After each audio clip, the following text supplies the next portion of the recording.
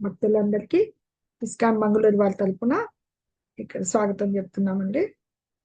రాధా గోవింద మందిరం తరపున ఈ 18 రోజుల అధ్యాయానికి వచ్చి 10వ రోజు ఈ రోజు మనం 10వ అధ్యాయమైన విభూతి యోగము చూస్తున్నాం అన్నమాట. ఇది దీంట్లో మనకి భగవంతుడు ఏం చెప్పబోతారంటే, ఎక్కడెక్కడ పరబ్రహ్మం కదా భగవంతుడు, పరతత్వం, అబ్సల్యూట్ ట్రూత్ ఎక్కడెక్కడ ఏ రూపాల్లో ఆయన ఉన్నారో ఈ అధ్యాయంలో, ఈ 10వ అధ్యాయంలో తెలుపుతూ ఉంటారన్నమాట. లోకాల్లో, చరాచరాల్లో, యుగాల్లో అనంతమైన విభూతుల్లో కొద్దిగా ఏకాంశైన స్థితో జగత్తని ఆకలి శ్లోకం వస్తుంది. ఒక్క అంశ మాత్రానే మొత్తం ఆయనే ఉన్నారు అని చెప్పి ఇక్కడ చూడబోతాం మనం ఆయన విభూతులు. హరే కృష్ణ. ఓం అజ్ఞానతిమిరాంధస్య జ్ఞానాంజనశలాకయా చక్షురున్మిళితం యేన తస్మై శ్రీ గురవే నమః. శ్రీ చైతన్య మనోభీష్టం స్థాపితం యేన భూతలే స్వయం రూప కదా మహ్యం దదాతి స్వపదాంతికం. వందేహం శ్రీగురౌ శ్రీయుత పదకమలం శ్రీగురూన్ వైష్ణవాంశ శ్రీరూపం సాగ్రజాతం సహగణ రఘునాథాన్వితం తం సజీవం సాద్వైతం సావధూతం పరిజన సహితం కృష్ణ చైతన్య దేవం శ్రీరాధా కృష్ణ పాదాన్ సహగణ లలితా శ్రీ విశాఖాన్వితాంశ.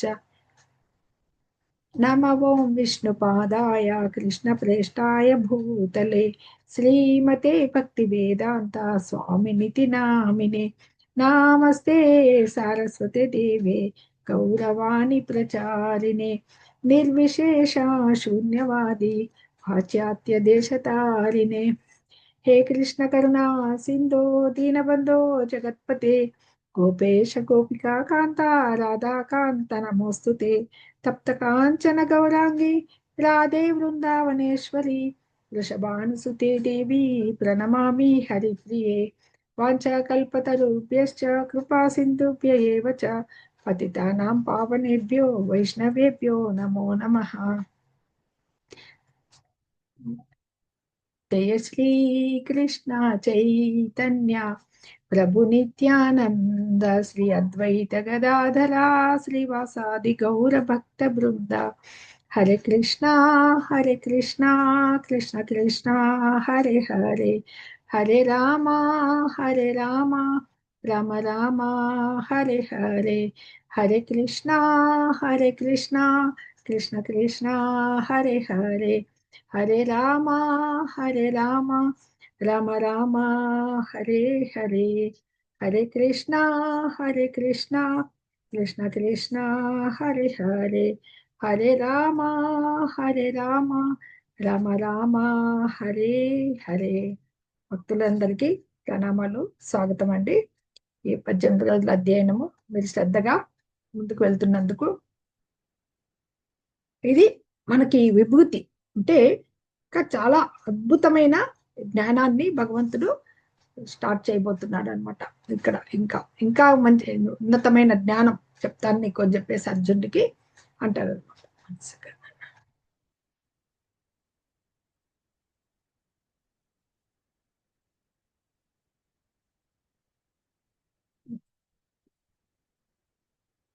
భగవద్ విభూతి యోగం.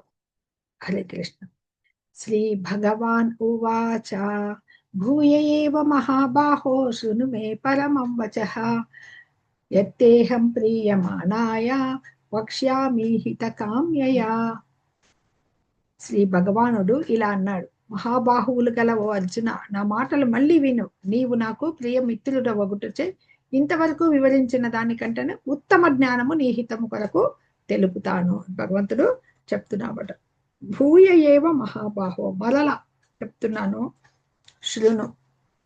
మనకి 7వ అధ్యాయంలో కూడా తచ్ఛృణు అని చెప్పాడు కదా భగవంతుడు, వినమని చెప్పాడు. అందుకే శ్రవణం చాలా. ఎందుకు నీకు చెప్తున్నాను, నీవు నాకు ప్రియమిత్రుడవు అగుటచే. మిత్రుడు శిష్యుడిగా స్వీకరించాడు కదా, అందుకని ఈ జ్ఞానాన్నంతా భగవంతుడు తెలుపుతున్నాడు అనమాట. ఇంతవరకు తెలిపిన ఈ జ్ఞానాన్ని అంటే భగవానుడు, శ్రీ భగవాన్ మనకు తెలుసు, ఇంతకుముందు కూడా చెప్పుకున్నాం, సంపూర్ణంగా సమగ్రంగా 6 ఐశ్వర్యాలు కలిగి ఉంటాడు భగవంతుడు. అంటే సమస్త సంపూర్ణమైన సమగ్రమైన యశస్సు, శక్తి, యశస్సు, ఐశ్వర్యము, జ్ఞానము, వైరాగ్యము, సౌందర్యము, ఈ 6 విభూతులు ఆయన కలిగిన వాడే భగవానుడు అని చెప్పారు కదా. అందుకని ఆ దేవదేవుడైన ఆయనకి ఈ తన విభూతులు ఈ కర్మల గురించిన రహస్య జ్ఞానాన్ని ఇప్పుడు చెప్పబోతున్నాను అని చెప్పేసి మొదటి శ్లోకంలో భగవంతుడు చెప్తున్నారనమాట.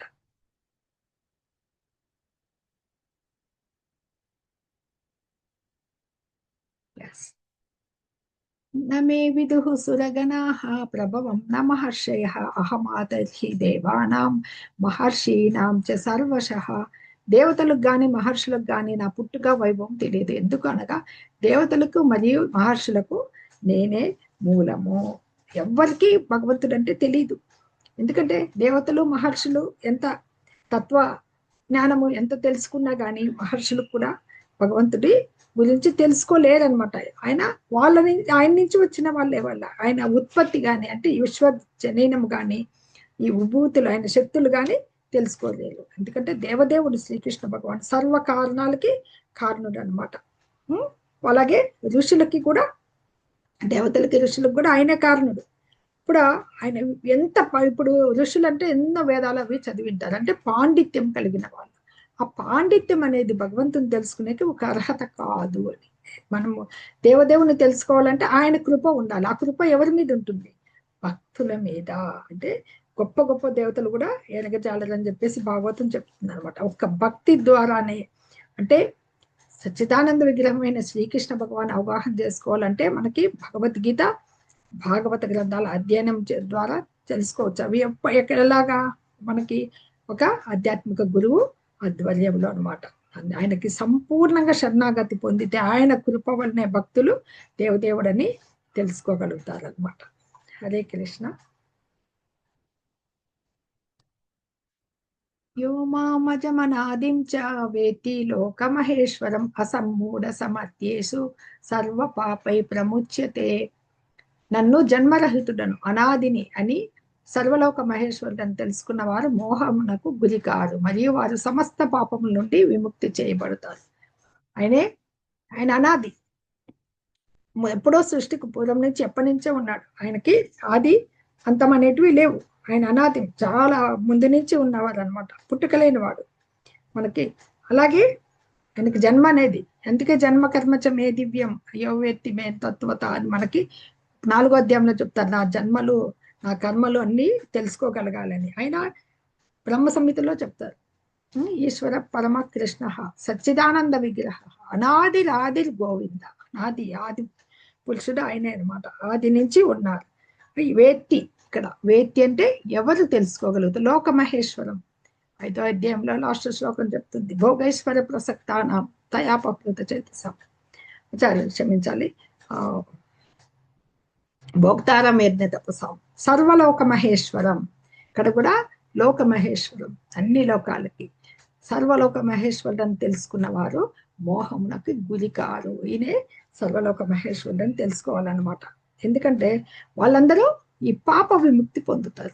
అదే ఆ తెలుసుకోవడం అనేది ఎలా తెలుసుకోగలగాలనంటే మనలో ఉన్న క్వాలిటీస్, మనకి భగవంతుణ్ణి వరకు ఆత్మానుభవ ప్రాప్తి వరకు రావాలి కదా. ఆ క్వాలిటీస్ డెవలప్ చేసుకోవాలంటేనే కదా భక్తియుత సేవకి రావాలన్నమాట. అంటే మనకి 2వ అధ్యాయంలో కూడా వచ్చింది, పుట్టుక లేని వాడు భగవంతుడు, దేవదేవుడు, సర్వానికి ప్రభువు. అది ఆత్మానుభవంలో వచ్చిన వాళ్ళకి అర్థమవుతుంది అనమాట. విశ్వానికి ముందే ఆయన సృష్టికి పూర్వమే స్థితి కలిగి ఉన్నాడని తెలియబడింది అక్కడ కూడా. అంటే మనకి ఇవన్నీ కూడా భగవంతుని ఎలా అవగాహన చేసుకోవాలని ఇంతకుముందు కూడా చెప్పుకున్నాం. భగవద్గీత, భాగవత గ్రంథాల అధ్యయనము ఒక శాస్త్ర, గొప్ప ఆధ్యాత్మిక గురువు, ప్రామాణిక అది పరంపరలో వచ్చిన గురువు ఆధ్వర్యంలో మనం తెలుసుకోగలం. ఎందుకంటే ఆ గురువు అనేవాళ్ళు ప్రామాణికంగా పరంపరలో వచ్చిన వాళ్ళు భగవంతుని ప్రతినిధి అనమాట. అందుకని అతని నిర్దేశంలో భగవాన్ని అవగాహన చేసుకునేకి కొంచెం అవగాహన చేసుకునే ఒక అవకాశం అనమాట అది. దానికి నవవిధ భక్తియుత సేవలు ఉన్నాయి కదా. ఆ సేవలు అనేవి మార్గాన్ని చూపిస్తాయి, కానీ ఆచరించాలి కదా. అవి భక్తి మార్గాలు, ఆ మార్గాలు ఉంటాయి, కానీ భక్తిలో ప్రవేశించాలి. అవి అనుసరిస్తూ భక్తిలో ప్రవేశించగలగాలి అన్నమాట ఆ మార్గాల్లో. అంతేగాని మనము ఏ ప్రయత్నము చేయకుండా భగవంతుని అవగాహన తాత్విక కల్పన ద్వారా చేసుకోలేమన్నమాట. అది తెలుసుకున్న వాళ్ళు, అలా తెలుసుకున్న వాళ్ళే మోహానికి గురి కారు, మరియు వారి సమస్త పాపాల నుంచి ముక్తి పొందుతారని ఇక్కడ చెప్పబడుతోంది. తదుపరి భగవంతుడు ఏం చెప్తారంటే ఆయన జీవుల వివిధ గుణాలన్నీ ఆయన చేత సృష్టించబడ్డాయని చెప్తారనమాట. తర్వాత తదుపరి శ్లోకాల్లో చెప్పబడిన తర్వాత ఆ గుణాలన్నీ ఎలా ఉంటాయంటే బుద్ధి, జ్ఞానము, సంశయం కానీ భ్రాంతి కానీ లేకుండా, క్షమాగుణము, సత్యము, ఇంద్రియ నిగ్రహము, మనో నిగ్రహము, సుఖ దుఃఖాలు, జన్మము, మృత్యువు, భయము, భయరాహిత్యము, అవన్నీ కూడా అహింస, సమత్వము, సంతుష్టి, తపస్సు, దానం, యశస్సు, అపకీర్తి అన్ని అంటే పాజిటివ్, నెగటివ్ ఏది ఉన్నాయి ఆ వివిధ గుణాలన్నీ కూడా అనమాట. అంటే ఆ విషయాలు ఏదైనా కానీ సరి అయిన దృక్పథంతో విశ్లేషించే ఆ బుద్ధి, అలాగే అవగాహన చేసుకోవడమే జ్ఞానం, భ్రాంతి రాహిత్యంగా ఉండాలి, ఇంకా క్షమాలవర్చుకోవాలి, ఇంద్రియ నిగ్రహం ఉండాలి, అలాగే మనో నిగ్రహం కూడా ఉండాలన్నమాట. ఏది నిజ మనకి కృష్ణ భావనకి వ్యతిరేకంగా ఉండే దుఃఖము, మనకి సుఖం అంటే భగవంతుని అర్థం చేసుకోవడంలో సుఖం ఉంది, ఆయనకు వ్యతిరేకమైంది మనకి ఏదైనా దుఃఖమే కలుగుతుంది అనమాట. ఇవన్నీ జీవుల లక్షణాలు. తదుపరి భగవంతుడు ఏం చెప్పబోతున్నారంటే ఈ శ్లోకంలో మహర్షే సప్త పూర్వే చత్వారో మనవస్థత మద్భావ మానస జాత ఏషాం లోక ఇమా ప్రజ. విభూతులు చెప్పే ముందర భగవంతుడు సృష్టి క్రమం చెప్తున్నారు అన్నమాట. క్రమానుగత సృష్టి ఎలాగా వచ్చిందని కర్ణోదక్షాయి, గర్భోదక్షాయి, క్షీరోదక్షాయి చూసాం కదా ఒకసారి. ఈయన ఇక్కడ ఏం చెప్తున్నారు, మహర్షే సప్త పూర్వే, సప్త మహర్షులు. సృష్టి క్రమంలో భగవంతుని గర్భోదక్షాయి నుంచి బ్రహ్మ వస్తాడు కదా, ఆ బ్రహ్మకి ఎవరు సప్త ఋషులు, వారి పూర్వం సనక సనందాదులైన 4 మహర్షులు, 14 మంది మనువులు నా సమస్తము నుండి మనస్సము నుండే ఉద్భవించారు. వివిధ లోకములందరి సమస్త ప్రజలు వారి నుండే జన్మించారు. సృష్టి ప్రారంభము బ్రహ్మదేవుడే సృష్టించిన భగవంతుడి మనస్సు నుంచే అదనమాట. అంటే ఈ విశ్వము జన్మించినప్పుడు విభూతులు ప్రారంభిస్తున్నారు కదా భగవంతుడు, ఆ వంశ క్రమానుగతి అనమాట. ఆదిజీవుడైన బ్రహ్మ వచ్చాడు. ఆ బ్రహ్మదేవుడి నుంచి సనక సనంద, ఈ సనత్ కుమారులు 4 మనువులు, తర్వాత సప్త ఋషులు, వీళ్ళంతా వస్తారు. 25 మంది ఎవరు, ప్రజాపతులు అనమాట. వీళ్ళందరూ జీవులందరికీ ప్రజాపతులుగా వచ్చారనమాట. అంటే విశ్వాన్ని సృష్టించే జ్ఞానానికి బ్రహ్మదేవుడు ఏం చేస్తారంటే 1000 దేవతా సంవత్సరాలు, మన సంవత్సరాల కంటే అవి చాలా రెట్లు ఎక్కువ తపస్సు చేస్తాడనమాట. అప్పుడు ఆ జ్ఞానాన్ని హృదయం నందు భగవంతుడే ప్రసాదిస్తాడనమాట. ఆ ప్రసాదించినప్పుడు ఆయన మానసం నుంచి ఈ సనక సనంద సనత్ కుమారులు, ఏకాదశ రుద్రులు, సప్త ఋషులు, వీళ్ళంతా కూడా ఆయన శక్తి నుంచే పుట్టారు అనమాట. అంటే బ్రహ్మదేవుడు ఎవరికి మనకి పితామహుడు, శ్రీకృష్ణ భగవానుడు ప్రపితామహుడు అనమాట. ఇది వస్తుంది ఇట్లా. ఇక్కడ దీంట్లో ఏం చూపిస్తున్నారంటే మనకి ఒక ప్రళయం సంభవించినప్పుడు మొత్తం మునిగిపోతుందంటే సత్యవ్రతుడు అనే రాజుకి చెప్తాడు, మత్స్యావతారం తీసుకుంటాడు అక్కడ మునిగిపోకుండా. సప్త ఋషుల్ని వీళ్ళని దీంట్లో ఓషధుల్ని, కొన్ని జంతుజాలాలని వాళ్ళని ఎక్కించుకుని తన కొమ్ముతో కట్టేయమని చెప్పి దాటిస్తాడు అనమాట. భగవంతుడు కాపాడుతాడు. అది మత్స్యావతారంలో వస్తుంది ఈ సంఘటన. హరే కృష్ణ. ఏతాం విభూతిం యోగం చ మమ యో వేత్తి తత్వతః సో వికంపేన యోగేన యుజ్యతే నాత్ర సంశయః. నా మహిమలను, దివ్యశక్తులను యథార్థంగా తెలిసిన వారు నిశ్చలమైన భక్తి యోగం ద్వారా నాతో ఏకమైపోతారు. ఈ విషయంలో ఎలాంటి సందేహానికి తావు లేదు. అంటే యథార్థంగా తెలుసుకోగలగాలి భగవంతుణ్ణి. ఆయన పవర్స్ ఎలాగా, ఎవరికి తెలుసుకోవాలంటే భక్తి యోగం ద్వారా సరెండర్ అయిపోవాలి భగవంతుడితో. ఇలాంటి సరెండర్ అయిన వాళ్ళకి ఆయన మహిమలు, దివ్య శక్తులు ఇవన్నీ అర్థం చేసుకోగలిగే ఇది వస్తుంది అనమాట. ఎందుకంటే ఆయన ఇప్పుడు జ్ఞానం అనేది మనము దేహము, ఆత్మ జ్ఞానము సాంఖ్యశాస్త్రం ద్వారా ఈ భౌతిక సృష్టి జ్ఞానము, ఎన్నో జ్ఞానాలు ఉన్నాయి కనుక్కున్నాం. కానీ ఫైనల్ ఆ జ్ఞానంలోకి ఫైనల్ ఏది అంటే ఆధ్యాత్మిక జ్ఞానంలో భగవంతుని గురించిన సంబంధించిన జ్ఞానం అనమాట. మనం ఆయన అంశాలమైన అది ఫైనల్ స్టేజ్, అత్యున్నత దశ. అందుకని ఎవరు కూడా ఆయన దివ్య విభూతులు, ఆయన లీలలు, ఆయన కర్మలు, నామరూప గుణాదులు ఇవన్నీ వాటి తెలుసుకోకనే భక్తి యోగంలో ముందుకు పోలేరనమాట. అందుకని భగవంతుడి నుంచే వీళ్ళంతా కూడా జన్మించారు కదా. అందుకనే భగవంతుడు వీళ్ళందరికంటే పితృదేవుడై ఉన్నాడనమాట. ముందు చెప్పుకున్నాం కదా, వాళ్ళందరికీ పితృదేవుడై ఉన్నాడని చెప్పేసి చెప్పారనమాట. ఈ భగవత్ సేవలో మనకి కొంత ఆసక్తి కలిగించుకోవాలంటే ప్రత్యేకంగా ఈ జ్ఞానాన్ని తెలుసుకోగలగాలన్నమాట. ఎంతటి గనుడో ఆయన ఘనత్వం, అపులెన్సెస్ అన్ని తెలుస్తాయి, విభూతులు అన్నమాట. శ్రద్ధాపూరితమైన భక్తి యోగంలో నెలకొనాలంటే ముందు భగవంతుడి యొక్క శక్తులు, విభూతులు తెలుసుకోవాలి.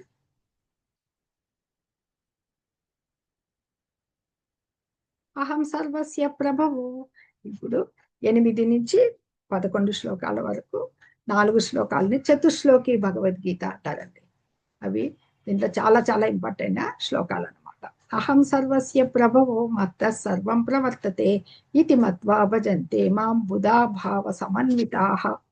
అహం నేను, సర్వస్య అన్నిటికీ ప్రభవో జన్మకారణము నేనేను, మత్త నా నుండి, సర్వం సమస్తము ప్రవర్తతే ఉద్భవించింది, ఇతి మత్వ ఇది ఎవరైతే తెలుసుకుంటారో, నన్ను పూజిస్తారో వాళ్ళు బుధ భావ సమన్విత, వాళ్ళే ఇంటెలిజెన్స్ అనమాట. బుధజనులు అంటే ఇంటెలిజెన్స్. భావ సమన్విత, వీళ్ళకి ఎక్కువ శ్రద్ధ కలిగి ఉంటారనమాట. అంటే సమస్త సృష్టికి మూల ఉత్పత్తి స్థానము నా వల్లే సమస్తం నడుస్తుంది. ఇది పూర్ణముగా తెలుసుకున్న జ్ఞానులు నన్ను అత్యంత భక్తి విశ్వాసములతో ఆరాధిస్తారు. ఇక్కడ భగవంతుడు ఇక్కడ చెప్తున్నాడు ఆయన గురించి తెలుసుకోవడం ఏంటి అనేది. అది భగవంతునికి తెలుసుకోవడం అంటే మనకి భగవంతుడికి ఉన్న సంబంధం తెలుసుకోవడం అన్నమాట. తదుపరి మత్త సర్వం ప్రవర్తతే అంటే మనకి దానివల్ల ఆయన నుంచే మనం వచ్చాము అనేది తెలుసుకుంటాం. ఇది తెలుసుకోవడం వల్ల మనకి లాభం ఏముంది? ఈ జ్ఞానులు ఇంకొంచెము భగవంతుణ్ణి ఆరాధించేదానికంటే హృదయపూర్వకంగా భక్తి యందు నిమగ్నులయ్యేదానికి ముందు భగవంతుడు ఈ ఆధ్యాత్మిక భౌతిక జగాలకి కారణభూతుడు ఆయనే అని తెలుసుకోవాలి.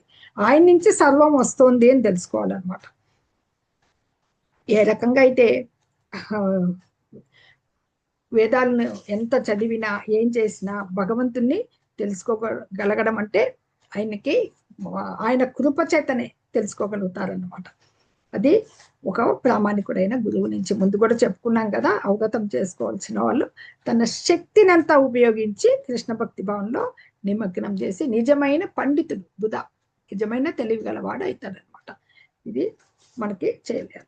సరే, దీని తర్వాత శ్లోకం ఏం చెప్తుందంటే ఆ భక్తులు ఇప్పుడు చెప్పిన ఈ బుధభావ సమన్విత భగవంతుని ఎలా అవగాహన చేసుకున్నారో దాని వలన పొందే ప్రయోజనం ఏంటని అవగాహన చేసుకున్న భక్తులు ఎలా ఉంటారో నెక్స్ట్ శ్లోకము చెప్తుంది అనమాట. శుద్ధ భక్తి అంటే ఏమిటి? ఇక్కడ ఏం చెప్పుకున్నాం? కృష్ణుడు ఐశ్వర్యాన్ని తెలుసుకోవడం గల ఫలితాలు ఏమి? ఫలితం అంటే జ్ఞానులు నన్ను అత్యంత భక్తి విశ్వాసంతో ఆరాధిస్తారు. ఆయనకి ఇక్కడ శుద్ధ భక్తి అంటే ఈ శుద్ధ భక్తులు ఎవరైతే భక్తిలో దిగారో వాళ్ళు మచ్చిత్త మద్గత ప్రాణ బోధయంత పరస్పరము కథయంతశ్చ మాం నిత్యం తుష్యంతి చ రమంతి చ. భగవద్గీత యొక్క సారాంశం అంతా 8, 9, 10, 11 శ్లోకాల్లో ఉందండి. దీన్నే చతుశ్లోకి భగవద్గీత అంటారనమాట. శుద్ధ భక్తులు మనస్సు నాయందే లగ్నం చేసి వారి జీవితాలను శరణాగతితో నాకేర్పించి ఎల్లప్పుడూ నాయందే సంతుష్టులై ఉంటారు. ఒకరినొకరు నా గురించి తెలుపుకుంటూ మరియు నా వైభవాల గురించి చర్చించుకుంటూ అత్యంత తృప్తిని, పరమానందమును అనుభవిస్తుంటారు. ఎలా ఉంటారు వాళ్ళు? ఇప్పుడు ఆయన్ని తెలుసుకున్నారు అంటే వాళ్ళు చేసే ఇది ఏమని తన మందే మనస్సును లగ్నం చేసి, ఇక్కడ భగవంతుని ఆంతరంగికంగా వాళ్ళు మనస్సులోనే పెట్టుకోవాలి. వాళ్ళు శరణాగతితో అర్పించి వాళ్ళకి జీవితాన్ని అంటే భక్తియుత సేవలో ఉండడం. అది బాహ్యంగా భక్తియుత సేవ, మన మానసికంగా బాహ్యంగా రెండు కూడా భగవంతుని ఎందే ఉన్నప్పుడు వాళ్ళు అంత సంతోషంగా ఉంటారన్నమాట. భగవంతుని సేవలో ఎంత ఆనందం ఉందో అది పరిపూర్ణంగా అనుభవిస్తారు. అంటే దానికి వాళ్ళు చేయాల్సిందేమి, భక్తిలత బీజము పడిందనమాట. ఒకసారి భగవంతుని గురించి తెలుసుకున్నాడు, ఆ భక్తిలత బీజం అనేది పడింది. అంటే బీజం అంటే తెలుసుకోదండి, ఒక విత్తనం. అది మెల్లిమెల్లిగా మెల్లిమెల్లిగా మొలకెత్తింది, ఎక్కడి వరకు వెళ్తుంది? ఈ భౌతిక ఆకాశం నుంచి, ఆధ్యాత్మిక ఆకాశం నుంచి భగవంతుడి గోలోక బృందావనం వరకు కూడా వెళ్ళిపోతుందన్నమాట. ఆ భక్తిలత బీజాన్ని వేసుకోగలగాలి అంటే భక్తి ద్వారా. ఎందుకు? శరణాగతి పొంది. దానికి సరే ఏదైనా ఒక మొక్క నాటామంటే వాటర్ పోస్తాం కదా, దీనికి వాటర్ ఏంటి?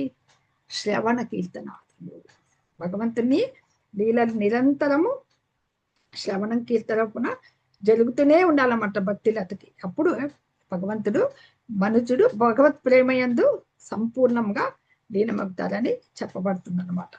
ఎలాగైతే భగవంతుడికి భక్తుడికి ఉన్న సంబంధము నీరు చేపతో చెప్పుకోవచ్చండి. నీళ్ళల్లోంచి చేపను తీసేసామనుకోండి, బయట ఒడ్డున వేసామనుకోండి, అది బతుకుతుందా? బతకలేదు. అలాగే ఒకసారి భక్తిలో, భగవంతుని భక్తిలో నిమగ్నుడైన భక్తుడు పక్కకి వెళ్ళామంటే ఆ భక్తి లేకుండా ఉండలేడు. అంత దివ్యమైన స్థితిలో అతను ఉంటాడనమాట. ఇది భగవంతునికి భక్తులకి, వీళ్ళిద్దరికి మధ్య ఉన్న సంబంధాలన్నీ వర్ణనలతోనే మనకు శ్రీమద్ భాగవతము చెప్పబడింది అనమాట. ఇది ఇక్కడ మనకి చెప్తున్నారు అనమాట. కథ ఎంత, వాళ్ళు ఎలా ఉంటారు సరే చెప్పుకున్నాక, బోధ ఎంత పరస్పరము, ఒకళ్ళు జీవితాలను అర్పించి నా ఎంత ఒకరినొకరు నా గురించి తెలుపుకుంటూ. ఇద్దరు భక్తులు ఉన్నారు అనుకోండి బాగా క్లోజ్, ఈయన భాగవతంలో ఒక శ్లోకం చదివాడు, కొత్త విషయం తెలుసుకున్నాడు భగవంతుని గురించి. ఇంకొక భక్తుడు ఉంటాడు, ఇంకో కొత్త విషయం తెలుసుకున్నాడు. ఇతను అతనికి, అతను ఇతనికి, ఇలా చెప్పుకుని వాళ్ళు ఎంతో సంతోషాన్ని చర్చించుకుంటూ అత్యంత తృప్తి పరమానందము అనుభవిస్తుంటారు భక్తులు అనమాట.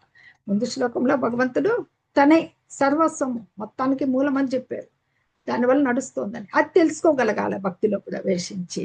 అప్పుడు భక్తి విశ్వాసాలతో శ్రద్ధతో ఆయన్ని అనుసరిస్తారు. వాళ్ళు ఇలా ఉంటారు, ఈ శ్లోకం చెప్తోంది. తదుపరి శ్లోకం ఏం చెప్తుందంటే, తనని చేరడానికి కృష్ణుడు ఎవరికి తెలివితేటలు ఇస్తాడు. ఇంకా ఇంతగా భక్తిలోకి వచ్చారు కదా, మార్గం చూపించాలి కదా భగవంతుడు. తేషాం సతత యుక్తానాం భజతాం ప్రీతి పూర్వకం దదామి బుద్ధి యోగం తం ఏన మాముపయాంతి తే. ఎలాగా? ఆయనకి తేషాం సతత యుక్తానాం, వారికి నిరంతరమగ్నులైన వారికి భక్తితో సేవ చేయడంలో భజతాం, నిరంతరం ఆయన్నే పూజ అంటే భక్తితో పూజలు, ఆయనని ఆరాధించే వాళ్ళకి ప్రీతిపూర్వకం, ఎంతో ప్రేమతో, మామూలుగా ఏదో చేశామని కాదు. శుద్ధ భక్తులు ఎప్పుడు అంత ఆయన మీదే అటాచ్మెంట్తో ఉంటారు కదా. నిత్యము మనము మన ఇస్కాన్ భక్తులను చూస్తూ ఉంటారు, ఎంత తన్మయత్వంలో ఉంటారనమాట. మంగళహారతి టైంలో కానీ ఎక్కడ కానీ. అలాగా శుద్ధ భక్తులు ఉన్నారు. ప్రహ్లాదుడిని చూసాం మనము, ధ్రువులు, వీళ్ళంతా కూడా ఆ భగవంతుని భక్తి. నారదుడు నిరంతరం భక్తిలోనే ఉంటారనమాట. అలాగా ఈ ప్రేమపూర్వక భక్తితో సదా నన్ను సేవించే వాళ్ళకి నేను బుద్ధి యోగం ప్రసాదిస్తాను. ఆ బుద్ధి యోగం ప్రసాదించాలి అంటే భగవంతుడు వాళ్ళు ఇలా సేవించుకోవాలి. ప్రేమపూర్వక భక్తి ఫుల్ 100% అనమాట చేస్తే అప్పుడు బుద్ధి యోగము భగవంతుడు ఇస్తాడనమాట. తను చేయడానికి భక్తులు ఎవరికి తెలివితేటలు ఇస్తారంటే వీళ్ళకి ఇస్తాడు. దానితో భగవంతుణ్ణి చేరగలుగుతారనమాట. ప్రేమతో ఆయన సేవ యందు నిరంతరంగా ఆసక్తులై ఉండాలి, చూడకుండా ఉండాలన్నమాట. అంటే బుద్ధి యోగం అంటే కృష్ణ భక్తి భావనే. ఈ రకంగా చేయడంలోనే ఇప్పుడు మళ్ళీ ఇప్పుడు ఆధ్యాత్మిక క్షమించాలి, ఆధ్యాత్మిక గురువును పొందిన ఆధ్యాత్మికత సంబంధంతో కలిగి ఉన్న ఆధ్యాత్మికంగా పురోభివృద్ధి డెవలప్ కాలేదనుకోండి, కానీ భగవంతుడు ఎట్లాంటి, నువ్వు భక్తిలో ఉన్నావు కానీ సరిగ్గా నీకు డెవలప్ చేసుకోలేకపోయావు, అట్లా వాళ్ళకు కూడా భగవంతుడు తన మనసులో ఉపదేశాలని ఇస్తాడనమాట. దానికి మన అనుగుణంగా ఉండాల్సిన యోగ్యత ఏంటి? ప్రేమ భక్తి కూడి ఉండి ఆ భక్తియుత సేవలు ఆచరిస్తూ ఉండాలన్నమాట. లాస్ట్ శ్లోకం చూద్దాం. ఇంకా భగవంతుడు తేషాం ఏవాను కంపార్థం, ఎలాగ బయటపడాలి. తేషామేవాను కంపార్థం అహం అజ్ఞానజం తమః నాశయామ్యాత్మ భావస్థో జ్ఞానదీపేన భాస్వత. నేను వారి మీద కరుణ చూపడానికి వారి హృదయంలోనే ఉండి అజ్ఞానం వల్ల కలిగిన అంధకారాన్ని తేజోవంతమైన జ్ఞానదీపంతో నశింపచేస్తాను. భగవంతుడు వాళ్ళ మనసులో అజ్ఞానం ఉంటుంది కదా, దాన్ని ఎలా నశింపజేస్తారు? నిరంతరము ఆ కరుణ, ఆయన కరుణతో వెళ్ళిపోతుంది అనమాట. ఈ అంధకారం అంతా, అజ్ఞానం వల్ల కలిగిన అంధకారం అంతా మనస్సు ద్వారా, భగవంతుడు మనస్సు ద్వారా అనమాట. ఎందుకంటే శుద్ధ జ్ఞానం అంటే ఆత్మ అనాత్మ విచక్షణ అనుకుంటారనమాట. అంటే శుద్ధ భక్తి యోగంలో నియుక్తులైన వాళ్ళకి ఎంత విద్య లేకపోయినా, వేదాలు ఏమి చదవలేకపోయినా కూడా తప్పక భగవానుడు సహాయపడతాడనమాట. తన ఆంతరంగిక శక్తి ద్వారా తనని తాను వెల్లడి చేసుకుంటాడు ఆయన మనసు ద్వారా అనమాట. తను ఎవరని, శుద్ధ భక్తుడు ఎలా ఉంటాడు, ఆయన తప్ప మనసులోంచి ఇంకెవరిని చేర్చుకోడు అనమాట. అందుకని అలా ఉన్నప్పుడు మనసులో అజ్ఞాన అంధకారం అనేది, ఎలాగైతే ఒక దీపం వెలిగిస్తే చీకటిలో వెలుగు ఎట్లా నిండుకుంటే చీకటి మటు మాయమైపోతుందో, అలాగ భగవంతుడు శుద్ధ కరుణ చూపిస్తాడు అనమాట భక్తుల పట్ల. ఎందుకంటే మనకి కోటానుకోట్ల జన్మల నుండి మన హృదయం మీద అనేకమైన ధూళి ఉంటుంది, కల్మషం, ఈ భౌతిక కల్మషంతో ధూళితో కప్పబడి ఉంటుంది కదా. ఆ భక్తితో సేవ ద్వారా మనకి శిక్షాష్టకంలో చైతన్య మహాప్రభు మంచి శ్లోకం చెప్తారనమాట. చేతో దర్పణం అర్చనం భవ మహాదావాగ్ని నిర్వాపణం. ఆ ధూళిని భవ మహాదావాగ్ని, భౌతిక జగత్తు, దాన్ని తుడిపేయాలంటే హరే కృష్ణ కృష్ణ కృష్ణ హరే హరే, హరే రామ రామ రామ హరే హరే. నిరంతరము నామ జపం వల్ల ఆ ధూళంతా పోతుంది అనమాట. అది అప్పుడు ఇంకా తన శరీరాన్ని పోషించాలి, భౌతిక జీవితం పట్ల ఈ ఆందోళన ఏమి ఉండదు. ఉండనప్పుడే ఈ అజ్ఞాన అంధకారము తొలగగానే భగవంతుడే సర్వం సమకూరుస్తాడు. మనం గత అధ్యాయంలో చూసాం కదా, యోగక్షేమం వహామ్యహం అని చెప్పేసి చెప్పారు అనమాట. హరే కృష్ణ. ఇప్పుడు బుద్ధులు చూద్దాం. అర్జున ఉవాచ. సరే, ఈ 4 శ్లోకాల వలన అర్జున్ వారికి ఏం తెలిసింది? భగవంతుడే పరంధాముడు అని తెలిసిపోయింది, పరతత్వము పరం బ్రహ్మ అని తెలిసిపోయింది. అదే ఇక్కడ కీర్తిస్తున్నారు అన్నమాట. పరం బ్రహ్మ పరంధామ పవిత్రం పరమం భవాన్ పురుషం శాశ్వతం దివ్యం ఆదిదేవం అజం విభుం ఆహుస్వాం ఋషయ సర్వే దేవర్షి నారదస్తత అసితో దేవలో వ్యాస స్వయం చైవ బ్రవీషిమే. అర్జునుడు పలికెను, పరం బ్రహ్మ, నీవే దేవదేవుడవు, పరంధాముడవు. దేవదేవుడు, దేవాది దేవుడు అని ఇచ్చేశారు అనమాట. పరతత్వం, పరిశుద్ధుడవు, పవిత్రం, పరిశుద్ధుడు, సంపూర్ణ సత్యానివి, పరమం, భవాన్, నీవు ఆది పురుషుడవు, శాశ్వతమైన వాడివి, పురుషం శాశ్వతం, దివ్యం దివ్యుడు, అతీంద్రియుడవు, పుట్టుకలేని వాడవు, అజుడు, ఆదిదేవం అజుడు, విభు, సర్వవ్యాపకుడివి. ఇన్ని చెప్పిన తర్వాత సరే తను కాదు, ఇంతకుముందే ఋషులంతా చెప్పుకున్నారనమాట. నారదుడు, అసితుడు, దేవుడు, వ్యాసుడు వంటి గొప్ప ఋషులంతా కూడా ఈ సత్యాన్ని ధృవపరిచారు. ఇప్పుడు నీవు నాకు స్వయంగా ప్రకటిస్తున్నావు. అద్భుతమైన శ్లోకాలంటివి.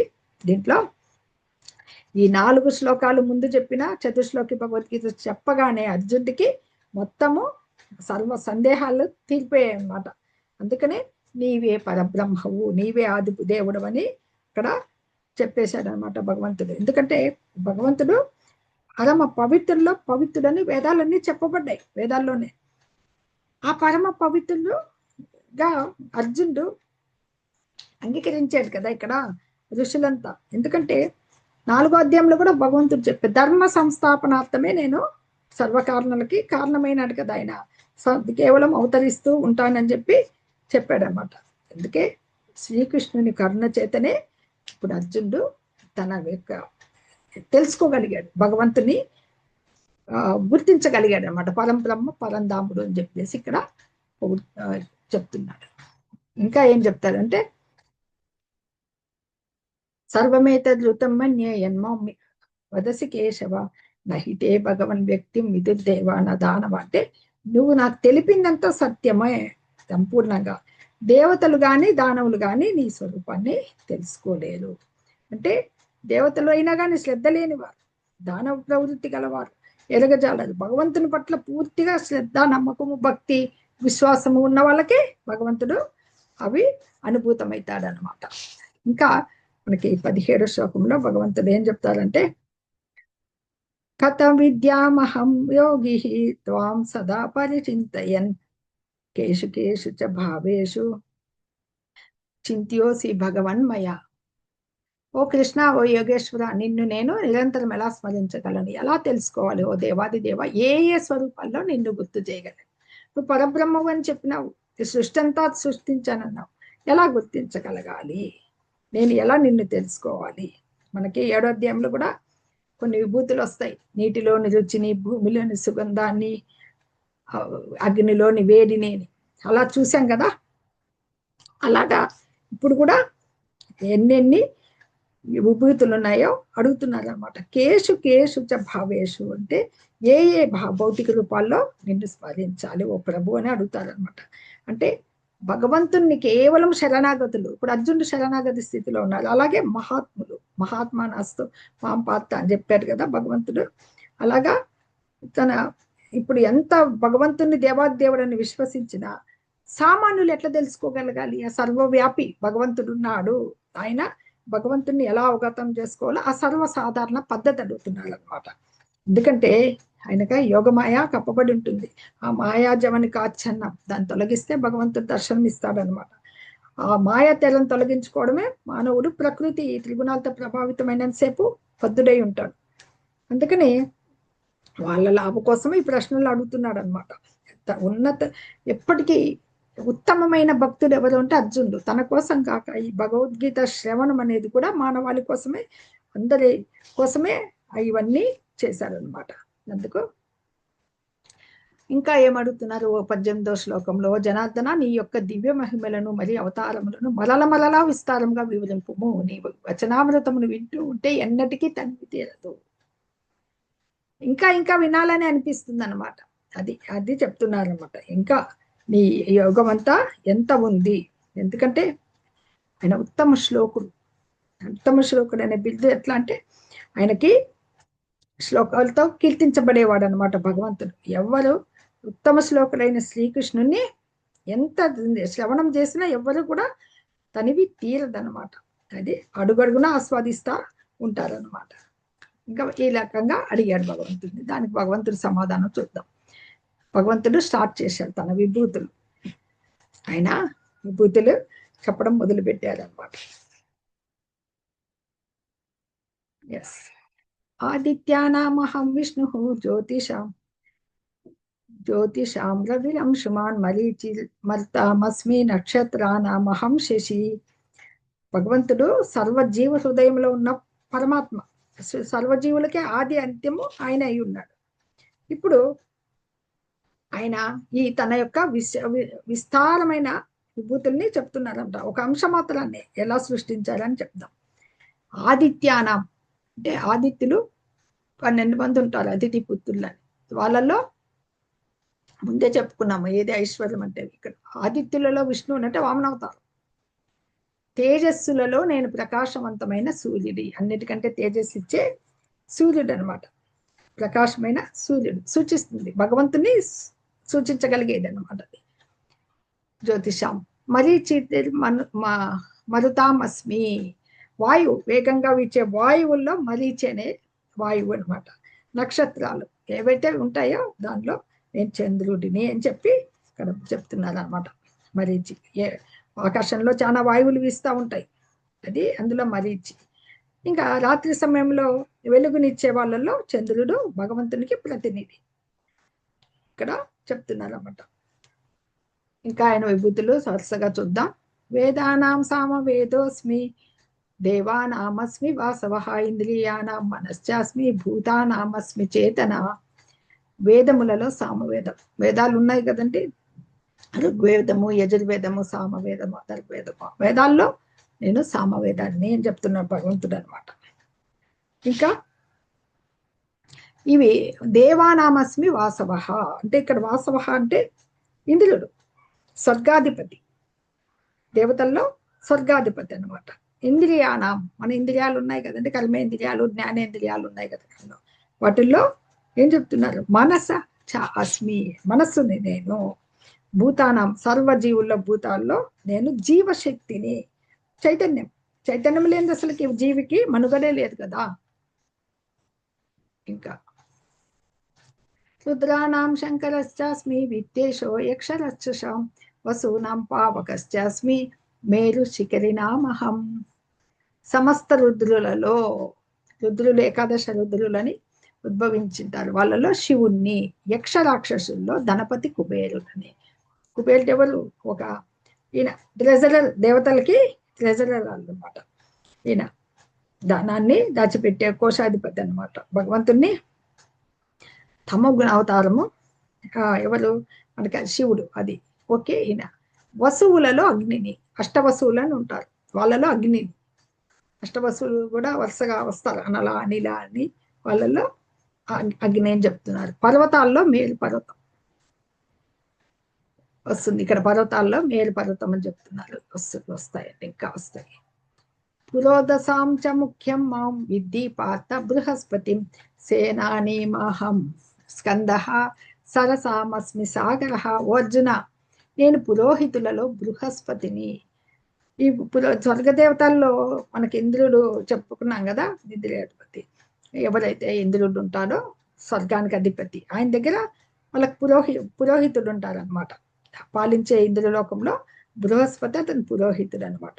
ఇంద్రుడు ఆ దేవతల రాజుల్లోకెల్లా ముఖ్యుడు కాబట్టి ఆ పురోహితుడు కూడా ముఖ్యుడు అనమాట.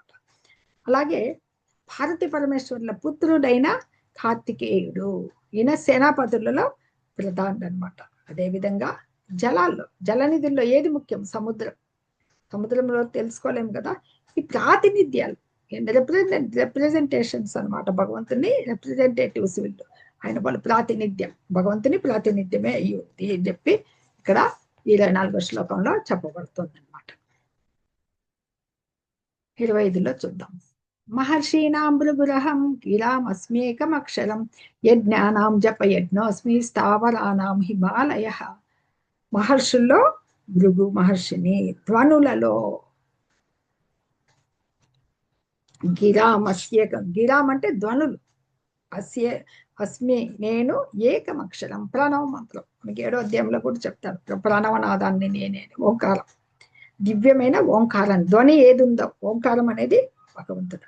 జపాలలో, యజ్ఞాలలో జపయజ్ఞం, భగవంతుడే చెప్పారు చూడండి, యజ్ఞాలలో జపయజ్ఞం చేసే యజ్ఞాలు. అందుకు నేటి కలియుగానికి మనకి చైతన్య మహాప్రభు హరే కృష్ణ మహామంత్రము జపయజ్ఞంగా పెట్టారనమాట.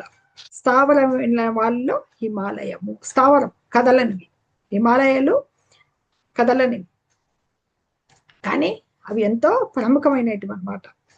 అలాగా హరినామ జపం చెప్పుకున్నాం కదా,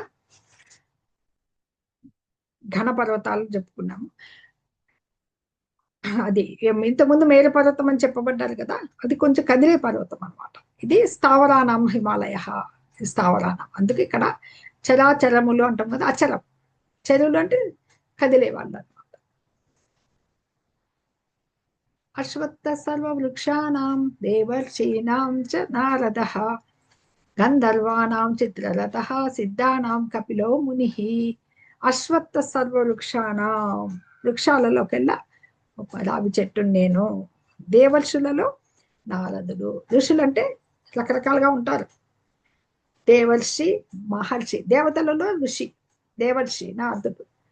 అలాగే రాజర్షి, రాజులలో ఋషి, జనకుడు అలాంటి వాళ్ళు అనమాట. వాళ్ళు ఎలాగా, వాళ్ళు రాజుగా పరిపాలిస్తున్నా కానీ వాళ్ళు దేనికి అంటగా ఉంటారనమాట, ఋషులు వాళ్ళు. అలాగే బ్రహ్మర్షి, వశిష్ఠులాగా విశ్వామిత్రుడు కూడా ప్రయత్నం చేసి బ్రహ్మర్షి కదా, బ్రహ్మ జ్ఞానాన్ని పొందినవాడు బ్రహ్మర్షి.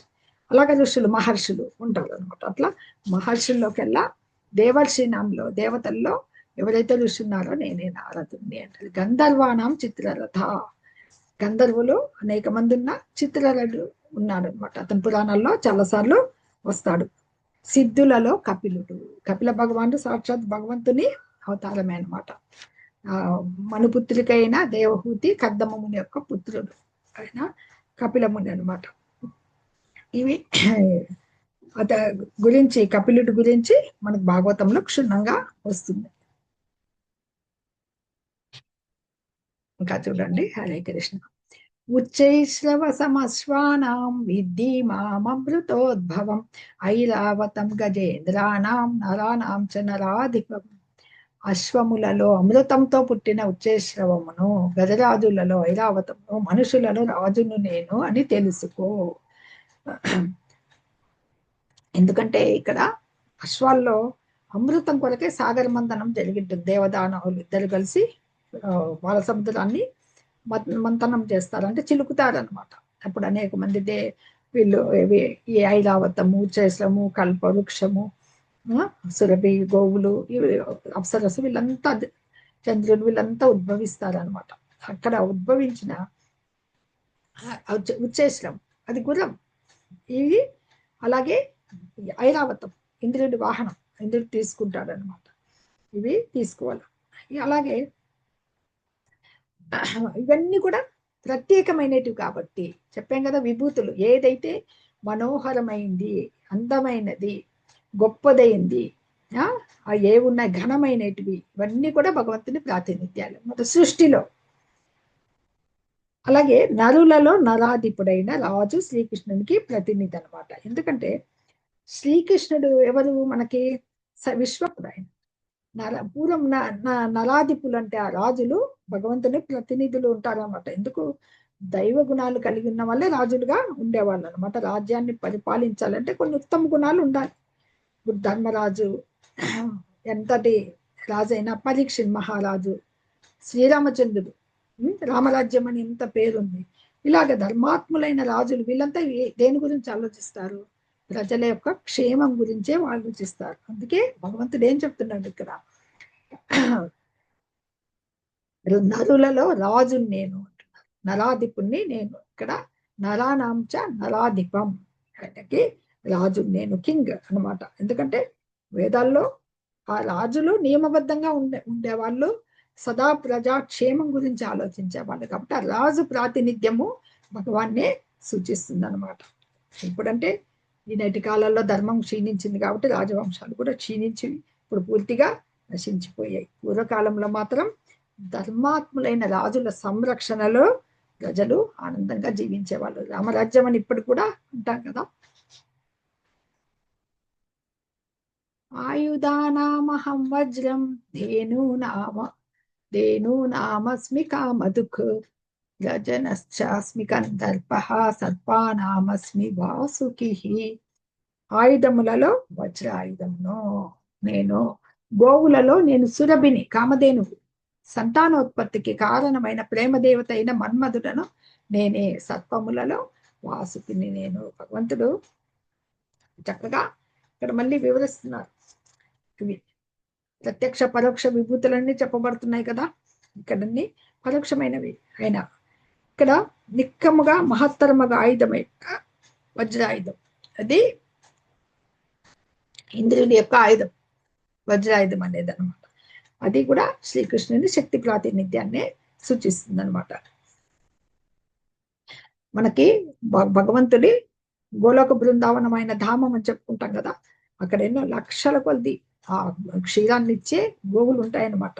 అవన్నీ ఆ గోవులన్నీ ఇక్కడ భౌతిక జగంలో ఉండవు అనమాట. అవి అలాంటివి భగవంతుడు ఉంటాయి అక్కడ. వాటినే సురభి గోవులు అంటారు అనమాట, కామధేనువులు. అలాగే ఏదైతే ఒక సత్సంతానం కొరకు, అంటే ఒక ఉన్నతమైన జన్మ ఇచ్చే దాని కొరకే ఇది కామవంచ కలగాలి అని చెప్తుంటారు కదా. అలాంటి కందర్పుడు మన్మధుడు భగవంతుడు అనమాట. వీళ్ళకే కలిగేది కామవంచ కందర్పుడు కాబట్టి ఆయన కృష్ణుడికి ప్రేమదేవత, కృష్ణుడికి ప్రతినిధి అనమాట. అందుకని అది కూడా ఆయన. సర్పాల్లో వాసుకి, ఉన్నతమైన సర్పం ఏదైతే మనకి పాల సముద్రం చిలకబడిందో దేవతలకి, దానువులకి, అక్కడ వాసుకి ఒక కవంగా ఉపయోగపడతాడు అనమాట, ఉపయోగించబడతాడు. హరే కృష్ణ. అనంతశ్చాస్మి నాగానాం వరుణో యాదసామహం పితృనామల్యమాచాస్మి యమ సంయతమాహమహం. అనేక పడగలు గల నాగులలో అనంతుడను, జలవాసులలో వరుణదేవుడను, అలాగే పితృదేవతలలో ఆర్యముడను, నియమాలను అమలుపరిచే వాళ్ళలో నేను యమధర్మరాజును. నాగుల్లో కూడా వీళ్ళు ఉంటారు, అనేక పడగలు ఎక్కువ ఉన్న నాగుల్లో నేను అనంతుడు ఆదిశేషుడు. జలవాసులలో వరుణ దేవతను, జలానికి అధిపతి ఎవరు? వరుణ దేవత. ఆ వరుణ దేవత ఎవరు? భగవంతుడు అనమాట. అలాగే ఆర్యముడు అంటే మనకి నిన్న లోకాలు ఎన్నో ఉన్నాయి కదా, దాంట్లో పితృలోకం కూడా ఉందన్నమాట. ఆ పితృలోకంలో ఆర్యముడు వాళ్ళకి ప్రతినిధి అనమాట. అలాగే ఈ దుష్కృతులు అంటే పాపాలు చేసిన వాళ్ళకి దండించేదానికి ఒక శిక్షాలోకం ఉంది కదా, అది దానికి అధిపతి ఎవరు? యమధర్మరాజు. నియమాలని ధర్మ నియమాలన్నీ అమలుపరుస్తూ ఉంటారు కదా. అది మరణానంతరం పాపులందరూ అక్కడికి తీసుకెళ్ళిపోతే వారికి రకరకాలైన శిక్షలు విధించేవారు అనమాట. యమ సంయతమహం, ధర్మ నిర్వాహకులో మృత్యుదేవత అయిన యముడను కూడా నేనే అయి ఉన్నాను అని ఇక్కడ చెప్తున్నారట యమహ. ఇంకా భగవంతుడు ఏం చెప్తున్నాడు చూద్దాం. ప్రహ్లాదశ్చాస్మి దైత్యానాం కాల కలయతామహం, మృగాణాం చ మృగేంద్రోహం వైనతేయశ్చ పక్షిణాం. దైత్య దానవులలో రాక్షసులలో నేను భక్త ప్రహ్లాదును. భక్త ప్రహ్లాదుడు ఎంతో పేరు పొందిన వాళ్ళు మనందరూ భక్తుడిగానే చూస్తాం, కానీ అతడు ఎవరు కుమారుడు? రాక్షసు కుమారుడు. కానీ రాక్షసుడి యొక్క గుణాలు ఉన్నాయా? ఒకటి కూడా లేవు. దైవీ గుణాలేన్ని. శుద్ధ భక్తుడు ప్రహ్లాదుడు. దైత్య దానవులలో రాక్షసుల్లో భక్త ప్రహ్లాదుని నేనే అంటున్నాడు భగవంతుడు. అన్నింటినీ నియంత్రించే వాటిలో కాలము, మీకు వచ్చే చాప్టర్ లో కూడా కాలోస్మి లోక క్షయకృత్ అని వస్తుంది. అంటే ఇక్కడ ఇంకా చెప్పుకోవాలంటే మనకి ఈ ప్రహ్లాదుడు ఎలా వచ్చారంటే దైత్య దానవుల్లో అన్నారు కదా. దైత్యులు అంటే ఎవరు? రాక్షసులు. అలాగే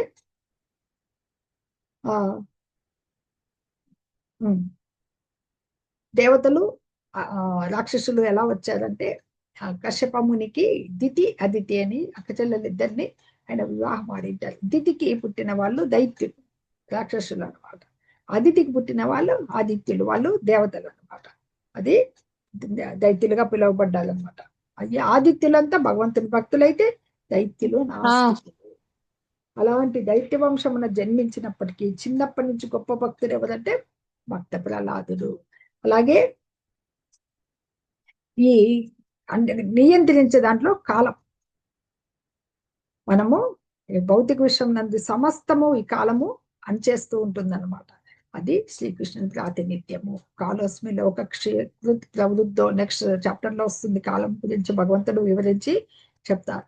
మృగాల్లో మనకు తెలుసు, మృగాల్లోకెల్లా మృగము రాజు ఎవరు? అడవి రాజు అంటే సింహం, మృగేంద్రహం.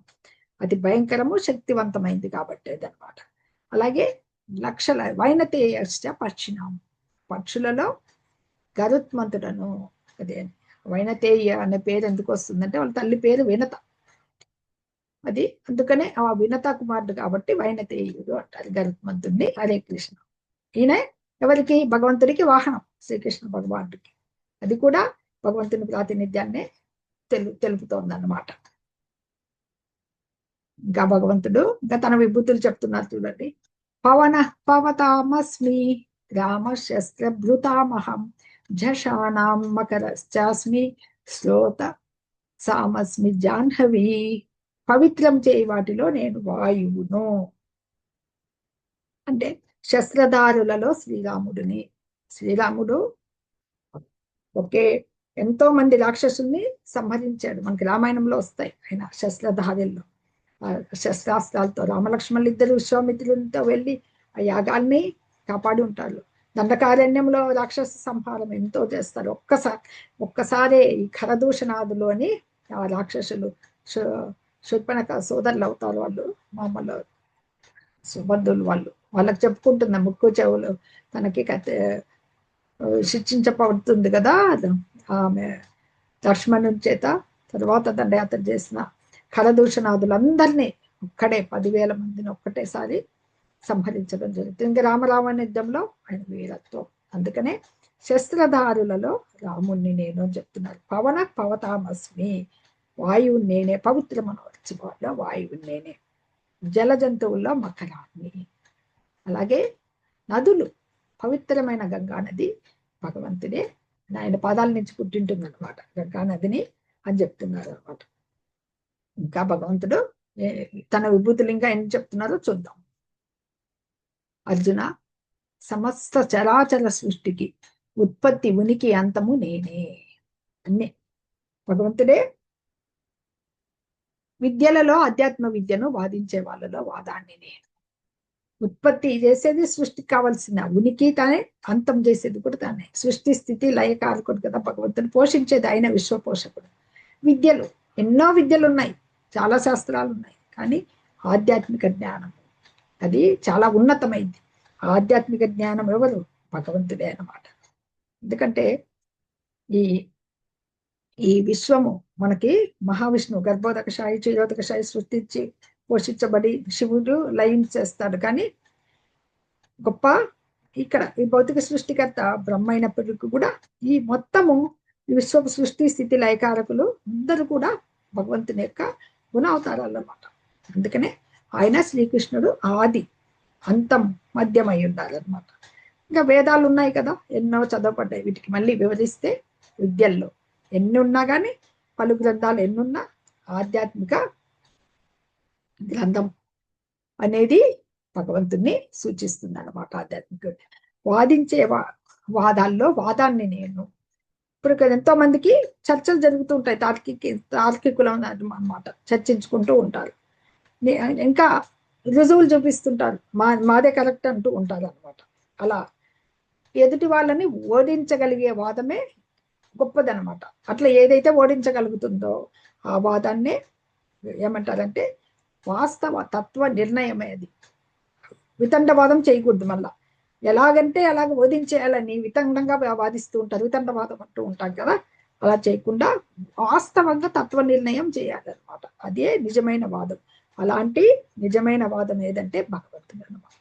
అక్షరాలలో అకారాన్ని నేను, సమాసాల్లో ద్వంద్వ సమాసాన్ని, ఇది గ్రామర్ సూచిస్తుంది అనమాట. మనకి నాశనం లేని కాలాన్ని, కాలం ఎప్పుడూ ఉంటుంది. అన్ని దిక్కులకి ముఖాలు కలిగిన బ్రహ్మను, చతుర్ముఖ బ్రహ్మ అంటాం కదా, అది భగవంతుడు చెప్తున్నారు అనమాట. అలాగే సర్వాన్ని సంహరించే మృత్యువును, కలగబోయే వస్తువులకు మూలాన్ని, సమస్తను మృంగివేయినటువంటి మృత్యువును, సమస్తాన్ని ఇచ్చేది ఆయనే. ఏదైతే ఇప్పుడు ఎంతో సంపాదించి పెట్టి గొప్ప వాళ్ళు అయిపోయి ఉంటారు, అంత ధనాన్ని కూడా కట్టుకుని ఉంటారు, ఒక్కసారి మృత్యువు కబలిచ్చిందంటే అంతా పోయినట్లే కదా. అలాగే మళ్ళీ జన్మ వస్తుంది కదా. ఇప్పుడు మనకి పుట్టడము, పెద్ద కావడము, పిల్లలు ఉండడము, నశించడము, రకరకాల మార్పులు ఉన్నాయి కదా. ఆ మార్పుల్లో మొట్టమొదట జన్మించడం గర్భం నుంచి, తదుపరి అది భగవంతుడే అనమాట. అందుకే తదుపరి ఏమన్నారు ఇక్కడ, కలగబోయే వస్తువులకు మూలాన్ని, సర్వాన్ని సంహరించే మృత్యు ఆయనే, నెక్స్ట్ జన్మకు మూలాన్ని ఆయనే. స్త్రీవాచకాలుగా ఇవి చెప్పబడతాయి అన్నమాట. కీర్తి, సంపద, వాక్కు, జ్ఞాపక శక్తి, స్త్రీలలో మేధ, ధైర్యం, ఓర్పు భగవంతుడే అని చెప్పబడతారు అనమాట. అలాగే సామవేద గానాల్లో బృహస్సామాన్ని భగవంతుడు ఇంతకుముందు శ్లోకంలో చెప్పారు. వేదాల్లో నేను సామవేదాన్ని అని చెప్పారు. ఆ వేద మంత్రాలు ఉంటాయి దాంట్లో. ఆ మంత్రాల్లో ఉన్నతమైన మంత్రం ఏదంటే బృహస్సామ మంత్రం అనమాట. ముందు సామవేదమే భగవంతుడు, దాంట్లో ఉన్నతమైన మంత్రం బృహస్సామం. ఛందస్సులలో గాయత్రిని, మనకి ఇవన్నీ రాయబడ్డాయి ఎన్నో అనమాట. ఎందుకు? సంస్కృతంలో కవిత్వానికి ఎన్నో నియమాలు ఉన్నాయి. ఆ నియమాలన్నీ రకరకాల వాటి సంస్కృతంలో ఉండే గ్రామర్ అంతా ఉంటుందన్నమాట. ఆ ఛందస్సు దాంట్లో ఆ నియమబద్ధంగా రాయబడింది. గాయత్రి మంత్రం చాలా ప్రసిద్ధమైంది, చాలా పవిత్రమైంది అనమాట. అది బ్రాహ్మణులచే వాళ్ళు చెప్పబడతా ఉంటుంది. ఈ మంత్రము భగవద్ అనుభూతికే అది ప్రత్యేకంగా చెప్పబడింది అనమాట. భగవంతుని కొరకే చెప్పబడింది కాబట్టి దాని ప్రాతినిధ్యమే శ్రీకృష్ణునికి ప్రాతినిధ్యం అనమాట. ఇలాగా నెక్స్ట్ మాసాలలో మార్గశిరాన్ని ఇప్పుడు జరుగుతోంది అనుకుంటా. ఇది మార్గశిర మాసం. మార్గశీర్షాన్ని మాసానాం మార్గశీర్షం అంటాడు భగవంతుడు ఇక్కడ. ఆయన ఈ తెలుగు మాసాలు ఉన్నాయి కదా, ఈ జనరేషన్ వల్ల కొంత తెలుసుకుంటూనే ఉంటారు వరుసగా. చైత్రం, వైశాఖం, జ్యేష్టం, ఆషాఢం, శ్రావణం, భాద్రపదం, ఆశ్వయుజం, కార్తీకం, మార్గశీర్షం, పుష్యం, మాఘం, పల్గుణం, 12 మాసాలు ఉన్నాయి. మార్గశీర్ష మాసం అక్కడ అని చెప్తారు. ఋతువులలో వసంతాన్ని, ఋతువులో 6 ఉన్నాయి మనకి. వసంత ఋతువు ఉన్నతమైందనమాట ఇక్కడ మనకి. అలాగే మార్గశిర మాసం ఎందుకు చెప్తారంటే, మనకి సంక్రాంతి ముందేళ్ళు జరిగేటప్పుడు మనకు పంటలు చేతికి వస్తాయి రైతుకి, చక్కగా ధాన్యాన్ని ఇంటికి తీసుకెళ్తాడు, దాంతో నివేదిస్తాడు భగవంతునికి, అదనమాట. ఇక్కడ ఋతువుల్లో వసంతాన్ని అంటే మనకు అది వసంత ఋతువు వచ్చినప్పుడు ఎంత ప్లెజెంట్ గా ఉంటుందంటే వాతావరణం, అందరికీ తెలుసు కదా. అది ఇంగ్లీష్లో స్ప్రింగ్ అన్నది, స్ప్రింగ్ సీజన్ అంటారు. అద్భుతంగా ఉంటుంది, ఎందుకంటే లేత చిగుళ్ళు వేస్తూ ఉంటాయి, చిగురు తాకుళ్ళు, కోయిలలు పాడుతూ ఉంటాయి, లేత మామిడి చిగుళ్ళు తిని అవన్నీ వసంత ఋతువులో చిగురిస్తూ ఉంటుంది, ప్రకృతి అంతా పచ్చగా ఉంటుంది అనమాట. అందుకనే ఆ వసంత ఋతువులో శ్రీకృష్ణుని లీలలు గుర్తు చేసుకునే ఉత్సవాలు, వసంతోత్సవం జరుగుతుంది, అలా జరుపుతారు అనమాట. అందుకనే ఋతువుల్లో వసంత ఋతువు, వసంత ఋతువు తర్వాత వచ్చేది గ్రీష్మ ఋతువు, తర్వాత వర్ష ఋతువు, శరద్ ఋతువు, హేమంత ఋతువు, శిశిర ఋతువు. ఇవి 6 ఋతువులు. దీంట్లో వసంత ఋతువు అనమాట. అది భగవంతుడే ప్రాతినిధ్యం. ఏది ప్రతినిధంగా ఉంటుందో, ప్రబలంగా ఉంటుందో, ఆయన యొక్క అందమైనది, మనోహరమైనది, కీర్తిమంతమైనది, యశస్సును కలిగిండేది, ఇవన్నీ కూడా ఆయన వైభవం, ఐశ్వర్యం, ఇవన్నీ కూడా ప్రాతినిధ్యం. ప్రకృతిలో ఏది ప్రాతినిధ్యం ఉందో అది భగవంతుని యొక్క విభూతి అనమాట. హరే కృష్ణ. ద్యూతం చలయతామస్మి తేజస్వినామహం, జయోస్మి వ్యవసాయోస్మి సత్వం సత్వవతామహం. మోసగాళ్ళలో జూదాన్ని నేను, తేజవంతుల్లో తేజస్సును, విజేతల విజయాన్ని, కృషి సలిపే వాళ్ళ కృషిని, బలవంతుల బలాన్ని నేను. జూదం, ద్యూతం చలయతామస్మి. అక్కడ భగవంతుడు మోసాల్లో జూదం అంటే, ప్రపంచంలో రకరకాల మోసగాళ్ళు ఉంటారు. దాంట్లో గేమ్లు ఆడే దాంట్లో కావచ్చు, దేంట్లో అయినా కానీ కాక ఒక టాలెంట్తో దాన్ని గెలవాలని చూస్తూ ఉంటారనమాట. దాన్ని ఇంకా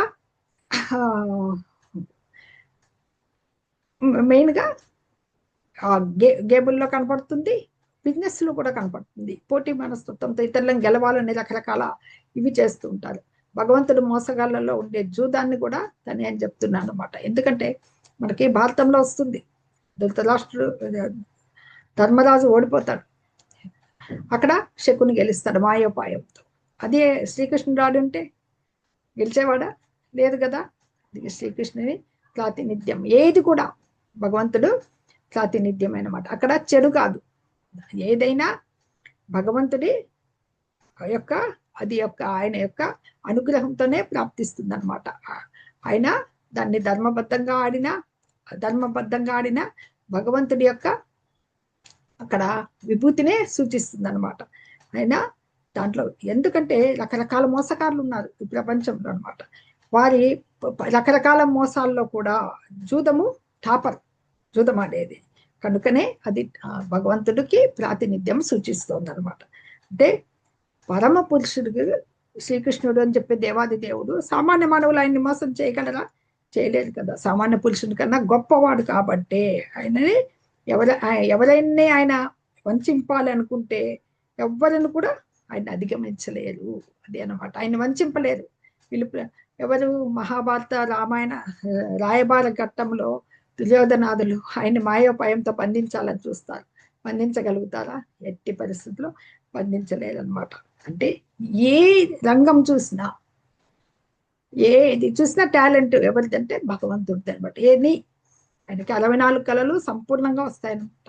ఏ దాంట్లో అయినా కానీ ఆయన ఘనత అనేది ప్రతి రంగంలో ఉండాల్సిందే, అది ఏదైనా కావచ్చు అనమాట.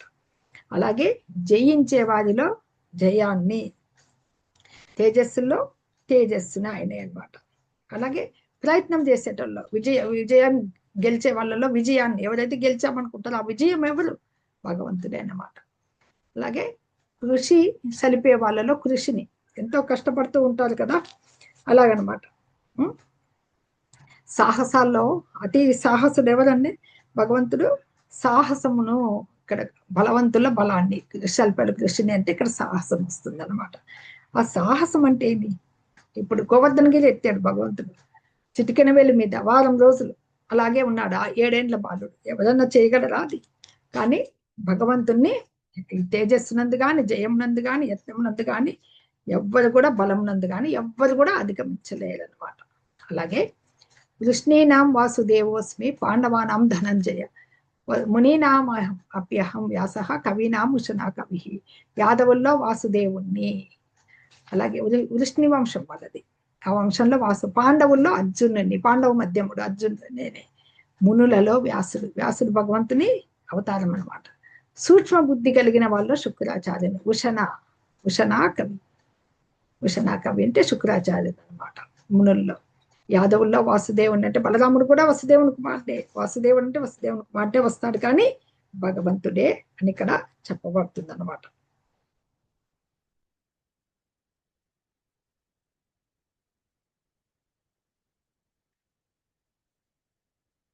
దండోదమయతామస్మి నీతిరస్మి జిగీషతాం మౌనం చైవాస్మి గుహ్యానాం జ్ఞానం జ్ఞానవతామహం. ధర్మ విరుద్ధతను అణచివేత మార్గాలలో నేను శిక్షను, విజయం కోరుకునే వారిలో వ్యూహమును, రహస్యములో మౌనమును మరియు వివేకవంతంలో జ్ఞానాన్ని నేనే. ధర్మ విరుద్ధతను ఎవరైతే ధర్మానికి వ్యతిరేకంగా వెళ్తారో శిక్ష దండించే శిక్ష భగవంతుడే. విజయం కోరుకునే వారిలో వ్యూహం, ఏదైనా వ్యూహం ఉంటేనే కదా రంగంలో జయాన్ని పొందించాలంటే. దాంట్లో ముఖ్యమైనదన్నమాట అది. తర్వాత మౌనం, రహస్యాల్లో మౌనం. రహస్యాన్ని ఒకటి దాచిపెట్టాలంటే మౌనంగా ఉండాలి కదా. ఆ విధంగా మౌనం ద్వారా వాళ్ళు పురోగతి పొందొచ్చు దేంట్లో అయినా కానీ. జ్ఞానవంతుడు ఎలా ఉండాలి? జ్ఞానాన్ని నేనంటే వివేకవంతుల్లో భగవంతుణ్ణి, ఉన్నత శక్తి బాహ్య శక్తి రెండు తెలుసుకోగలగాలి. ఆత్మ, భౌతిక పదార్థాలు ఇవన్నీ ఎవరు? ఆత్మ మనకి ఆ జ్ఞానం కూడా భగవంతుడే అని ఇక్కడ చెప్పబడుతోంది అనమాట. యచ్చాపి సర్వభూతానాం బీజం తదహం అర్జున న తదస్తి వినా యస్యాస్ మయా భూతం చరాచరం. ఓ అర్జున, ఇంకా నేను అన్ని జీవులకు జన్మ కారణమైన విత్తనం. కదిలే లేదా కదలని ఏ జీవి అయినా నేను లేకుండా ఉనికిలో ఉండదు. అన్ని జీవుల్లో జన్మ ఏదైనా ప్రతి దానికి ఒక కారణం ఉండాల్సిందే. ఆ కారణము ఆ బీజం ఎవరు? భగవంతుడు లేకుండా స్థితే కలిగి ఉండరు అన్నమాట. అలాగే స్థావర జంగమాలు చరాచరాలు, కదిలేది కదలనివి ఏవైనా కూడా ఉనికిలో ఉండవు. అంటే ఆయన శక్తిపై ఆధారపడి ఉంటాయి. ఇక్కడ నాతోస్మి మమ దివ్యానాం విభూతేనాం పరంతప ఏషతు ఉద్దేశత ప్రోక్తో విభూతే విస్తరో మయ. ఓ శత్రుంజయుడా, నా దివ్య రూపములకు అంతం లేదు. నేను నీతో చెప్పినదంతా నా అనంతమైన విభూతుల యొక్క సూచన మాత్రమే. జస్ట్ ఇప్పుడు ఇంతగా చెప్పిన భగవంతుడు కేవలము ఒక సూచన, పరిమితి లేదు, అనంతమైనవి. జస్ట్ కొన్ని శాంపిల్ మాత్రం చూపించాడు అనమాట భగవంతుడు. కొన్ని ఎగ్జాంపుల్స్ ఇక్కడ ఇవ్వడం జరిగింది అనమాట. నెక్స్ట్ ఏం చెప్తారు చూద్దాం. భగవంతుడు యద్యద్ విభూతి మత్సత్వం ఏం శ్రీమద్ ఊర్జితమేవ తత్తేవ తగత్సత్వం మమ తేజోంశ సంభవం. ఇంకా భగవంతుడు ఏం చెప్తున్నారు ఇక్కడ? ఇవన్నీ సంపన్నాలు, సుందరమైనవి, వైభవోపేతములవైన ఇలా ఈ లోకంలో ఐశ్వర్యవంతమైనవి, సుందరమైనవి, మహిమగలవైన సమస్త సృష్టులు కేవలం నా తేజస్సులోని ఒక అంశం నుంచే ఉద్భవించినవని తెలుసుకొనుము. ఒక అంశం, ఒక స్వాంశే, జస్ట్ ఒక చిన్న రేణు. ఇది మన నిప్పురవ అనుకోండి, ఒక పెద్ద అగ్ని అయితే అనమాట. కేవలం ఒక అంశం మాత్రమే వ్యక్తీకరణ. ఇప్పుడు చెప్పినటువంటి ఏదైతే అవన్నీ ఎలా ఉంటాయి ఆయనకి సంపన్న, ఎంతో ఐశ్వర్యవంతమైనవి, ఎంతో సుందరమైనవి, మహిమ కలవైన ఈ సమస్త సృష్టి అంతా కూడా నా తేజస్సులో ఒక అంశమే. ప్రళయ జలాల్లో ఆ భగవంతుడు వటపత్రశాయిగా వస్తాడు. ఒక మర్యాకు మీద బొటన వేలు నోట్లో పెట్టుకొని వస్తాడు అనమాట. ఆయన్ని గమనించేదానికి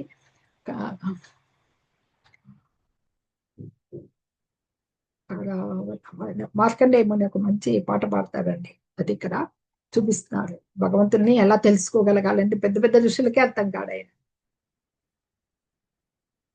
హరే కృష్ణ. లక్ష శ్లోకం చూద్దాం. అథవా బహునైతేన కిం జ్ఞాతేన తవ అర్జున ద్విషభ్యాహమిదం కృష్ణం ఏకాంశేన స్థితో జగత్. ఇదంతా ఎందుకు అర్జున? ఈ వివరణాత్మక జ్ఞానం యొక్క అవసరం ఏమున్నది? కేవలం నాకు అంశ మాత్రం చేతనే, ఏకాంశేన స్థితో జగత్, ఒక అంశ మాత్రం చేతనే ఈ విశ్వం అంతా వ్యాపించి పోషిస్తున్నాను.